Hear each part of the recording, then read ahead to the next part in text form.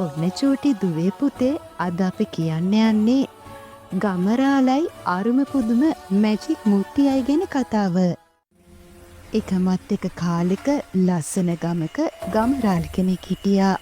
ඒ ගමරාලගේ ගෙදර වට වෙලා තිබ්බේ කෙත්වතු ගංගාවක් හා පන්සලකින් වට වෙලා.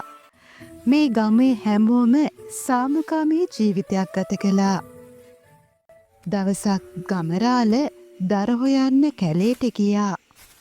කැලේට ගිය ගමරාලට කොළකුඩක් යට තිබ්බ අමුතු විදිහේ මැටි මුට්ටියක් හම්බ වුණා.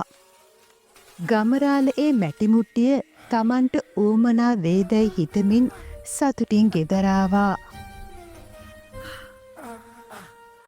ගෙදර ආපු ගමරාල ඒ මැටි මුට්ටියට අඹ ගෙඩියක් දැම්මා.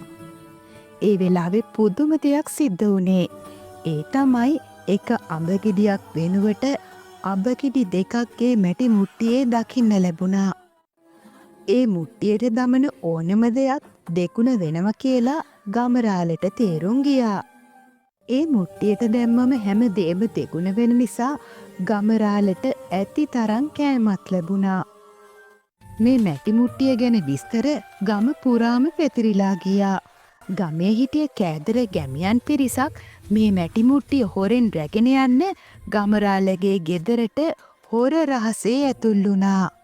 මැටි මුට්ටිය හොරෙන් අරගෙන යන්න ආපු අයගෙන් එක්කෙනෙක් ලිස්සලා මැටි මුට්ටියට වැටුණා.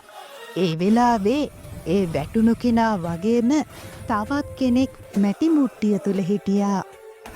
මේ මුට්ටියේ තියෙන අමුතු බලය ගැන බයටපත් වුණ මේ කෑදර ගැමියෝ බය වෙලා දුවන්න පටන් ගත්තා.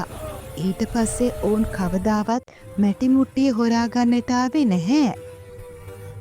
ඉතින් ගමරාල මේ මැජික් මැටි මුට්ටිය පරිස්සමට තියාගත්තා. මුළු ගමටම සතුටින් ජීවත් වෙන්න උවමනා හැමදේම මේ මැටි මුට්ටියෙන් ලබාගෙන ගමරාල ගැමියන්ටත් බෙදලා දුන්නා. ඉතින් මුළු ගමේම හැමෝම සතුටින් ජීවත් වුණා.